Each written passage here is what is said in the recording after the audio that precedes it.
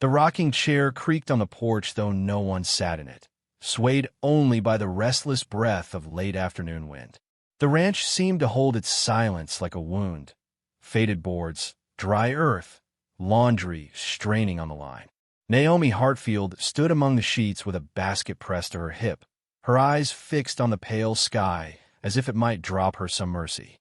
The wind tugged her hair loose, a few strands falling across her face, but she did not brush them away. The small defiance of ignoring them was all she had left. It had been nearly a year since Elias died. They said pneumonia took him, but Naomi knew it had been disappointment first, sickness second. He'd lived with a permanent sigh in his chest, as though life had promised him riches and handed him only her. She had come west as a mail-order bride, carrying her best dresses and a hopeful heart, but what grew between them was not love. It was duty, and when duty bore no children, only emptiness, it curdled into judgment. Even now, with him buried on the ridge, Naomi felt the weight of that judgment in every stare, every whisper. The town spoke her name like a cracked cup, useless, barren, cursed. Mrs. Granger led the choir of tongues at church socials, quick to remind anyone that Naomi had been married 7 years and left behind not a single baby. The way the gossip spread, one might think Naomi had sinned against the whole of womanhood. She had learned to keep her chin low when she entered town, hands clasped tight, her grief tucked beneath the folds of her dress. She carried water from the well when she noticed him, a shadow against the horizon, large and deliberate in its movement. At first, she thought it a rider, but there was no horse, only a man walking with a steady, unhurried pace, as though he belonged to the land itself. He came closer, the shape of him sharpening in the harsh gold of sun, broad shoulders, long hair bound with leather, a face carved by weather and wear. His shadow stretched like a giant's across her dry yard. Naomi froze, the bucket's iron handle biting her palm. He removed his hat as he reached the fence, lowering his gaze, though his size alone made the gesture seem unnecessary. He was Apache, there was no mistaking it. His skin bore the desert's hue, his hair heavy as night, his presence both unsettling and strangely solemn. "I mean no harm," he said, his voice a low gravel, careful with each English word. "I have walked far. I seek work. Food." The widow's heart rattled against her ribs. The town had taught her that men like him brought danger, that a lone woman should send him away before he crossed the fence. Yet she saw something in his eyes, hunger, yes, but not only for bread. Loneliness clung to him like a second skin, a loneliness she knew too well.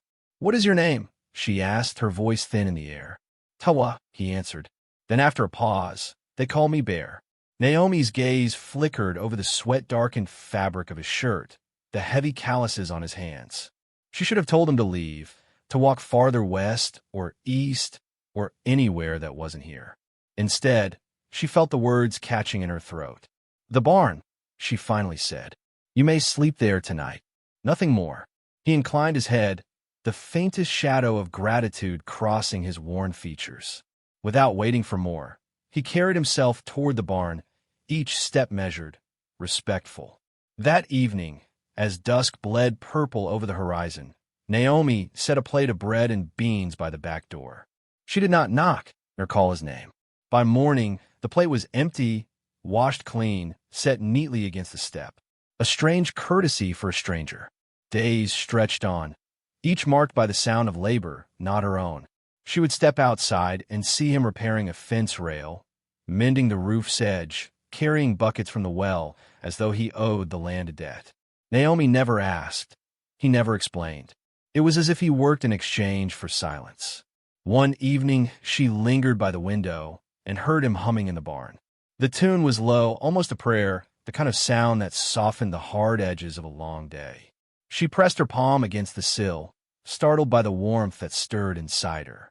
This was a man the town would call savage, yet he coaxed music from his chest as gently as a mother lulling her child.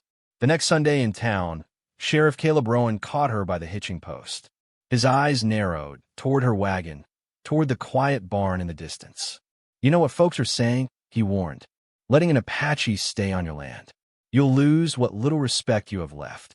Naomi steadied herself, pulling her shawl tighter. Respect. The word had followed her like a hungry dog, demanded at every turn, yet it had never filled her belly or kept the night cold from her bones. She thought of the rocking chair that never stopped creaking, the barn that no longer groaned from disrepair, the quiet plate washed clean by dawn. Respect had given her none of these. When she returned home, she found Tawa working in the field, his shirt damp with sweat, his hands steady as he drove posts into the earth. He paused only long enough to glance her way, a silent acknowledgement, before returning to his task. The rhythm of his labor was almost prayerful, a language older than words. Naomi stood at the edge of the porch, watching him. The town's warnings pressed against her, sharp as thorns. Yet beneath them, another thought bloomed, fragile but insistent. She had lived years under Elias's sighs, years under whispers of barrenness and failure. Now here was a man who asked nothing but to work, who left gifts of labor instead of judgment. Her voice trembled as she whispered to herself, though no one was near enough to hear. Respect never fed me. Respect never kept me warm. The wind tugged at her dress as she stood there, caught between fear and something that felt dangerously close to hope. She did not know what tomorrow's gossip would bring, nor how long the giant Apache would stay. But she knew this much, that the silence in her house no longer felt entirely her own. And in that shift, small though it was, the world seemed to tilt, as if something long buried had stirred awake.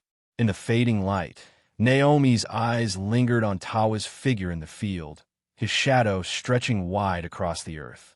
For the first time in years, she did not feel quite so small. Dawn seeped into the valley like milk into coffee, pale and slow, touching the ranch with a fragile calm. Clara May stood at the window, her fingers resting on the sill, watching Naka move across the yard with Maggie at his side. The little girl hopped along the furrows he pressed into the soil, her laughter carrying on the cool air. His hands, massive and calloused, guided hers as she scattered seed into the earth. From afar, it looked almost like a father teaching his child, the small and the great bound together in quiet rhythm. Clara's breath caught against the glass, for the picture pierced her with both longing and shame. She wanted the moment to last forever, and yet she feared what the town would do with such a sight. Later, when she carried Brett out to them, she found herself studying his movements more closely. His silence was not empty, but deliberate, a language made of restraint.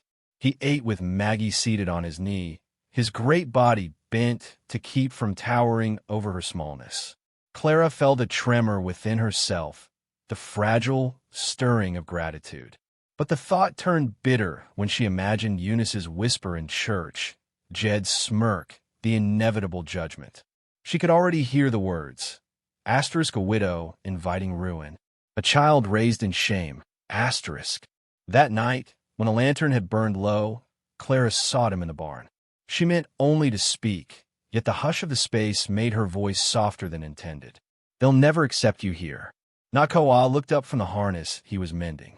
His eyes carried neither surprise nor protest. I've lived much of my life unwelcome.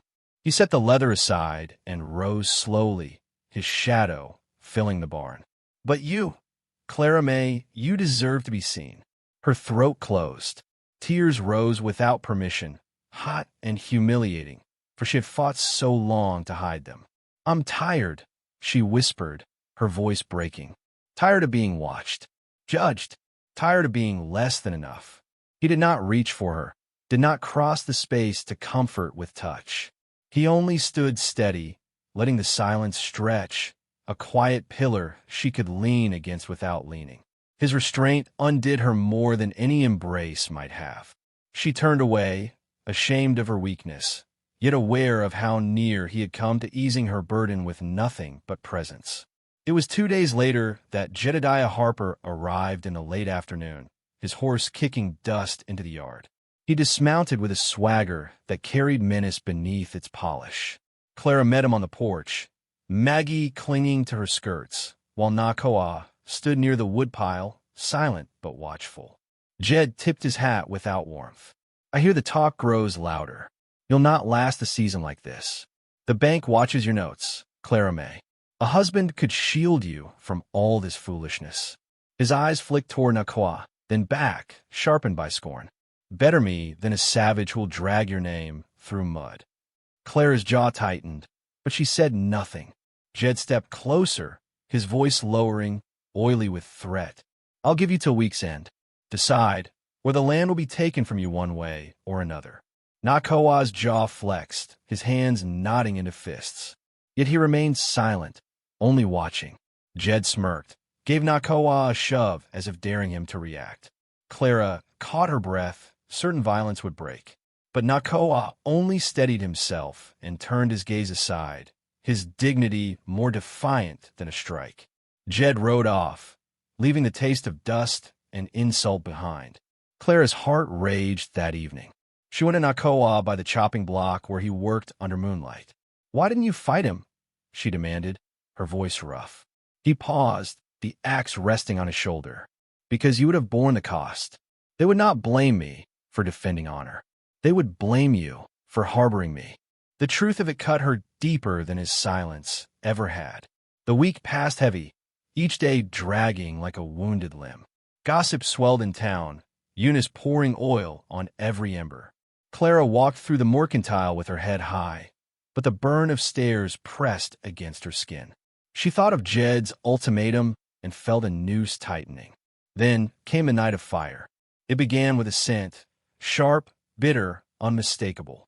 Clara woke to the crackle of wood and Maggie's whimpering. She ran to the window and saw flames licking at the barn, orange tongues rising into the dark. Panic clawed her throat when she realized Maggie was not in her bed. A scream ripped from her chest. Nakoa burst past her, already running into the blaze. The roar of fire swallowed his form as he disappeared through the barn doors.